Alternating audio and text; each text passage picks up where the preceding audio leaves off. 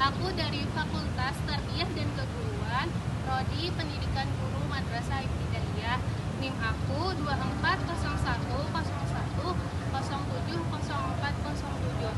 Tujuan aku membuat video ini adalah untuk menyelesaikan ulangan tengah semester mata kuliah, materi, dan pembelajaran ketidak akhlak SDMI yang diampu oleh Ibu Mukarramah Sulaiman Murti.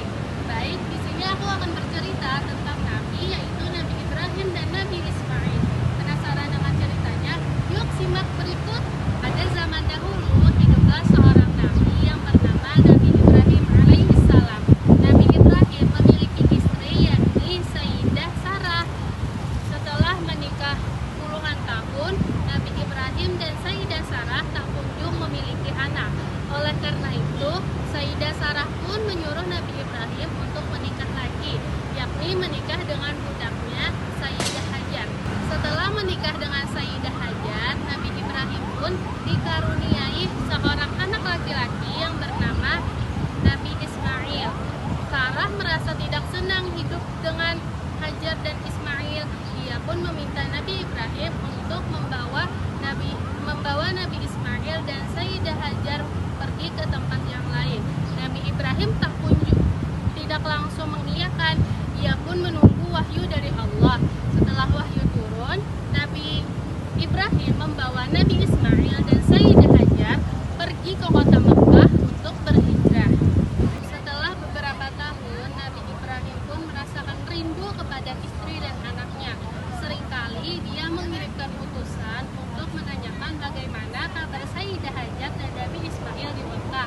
Dan seringkali pula ia merasa lega karena ia mendapat kabar bahwa Sayyidah Hajar dan Nabi Ismail hidup dengan berkecukupan, karena ia merupakan orang yang pertama kali tinggal di Mekah, sehingga ia diakui sebagai pemilik kota Mekah. Demikianlah, karena sudah tidak dapat lagi menahan rindu, Nabi Ibrahim pun memutuskan untuk mendatangi Nabi Ismail dan Sayyidah Hajar di kota Mekah. Ia pun bertemu dengan anak dan istrinya di padang Arafah. Saat itu mereka sedang menggembalakan kambing.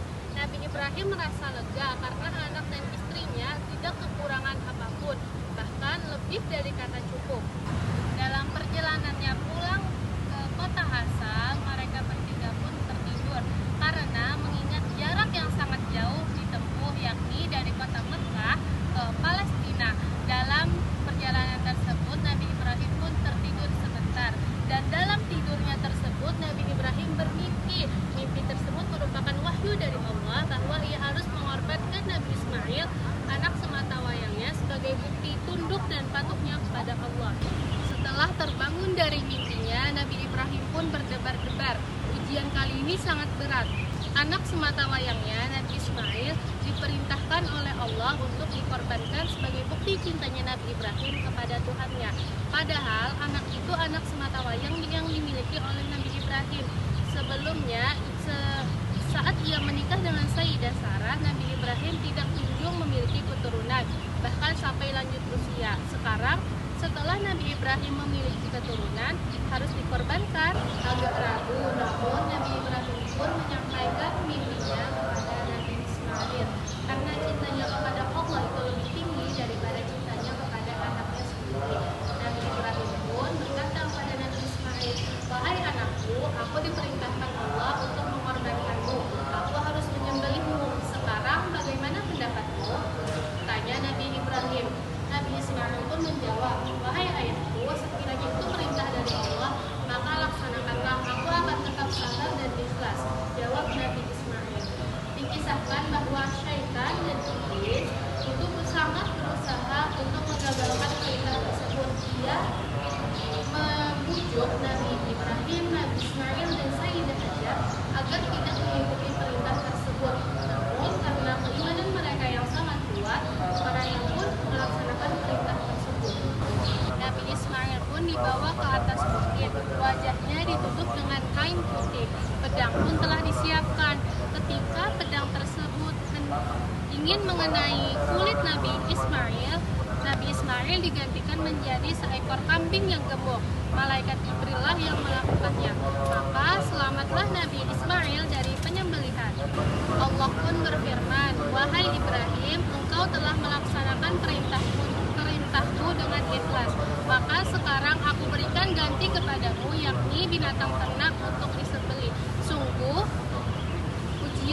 ini sungguh sangat berat bagimu. Dari kisah ini kita dapat belajar bahwa apabila kita menjalankan ujian dari Allah dengan ikhlas, walaupun ujian tersebut terasa begitu berat, insya Allah Allah akan menggantikannya dengan lebih baik. Sebagaimana firman Allah dalam Quran surah Al-Baqarah ayat 216 yang berbunyi, "Asa an takrahu syai'an wa huwa khairul lakum wa asa an tuhibbu syai'an wa huwa syarrul lakum. Wallahu ya'lamu wa antum la ta'lamun." Yang artinya, bisa saja sesuatu yang kamu suka itu tidak baik bagimu, dan bisa saja sesuatu yang tidak kamu suka itu baik bagimu. Sungguh Allah mengetahui dan kamu tidak mengetahui. Demikian cerita dari saya. Semoga kita semua dapat mengambil hikmah dari cerita ini. Mohon maaf atas segala kesalahan baik dalam perilaku maupun perkataan. Wassalamualaikum warahmatullahi wabarakatuh.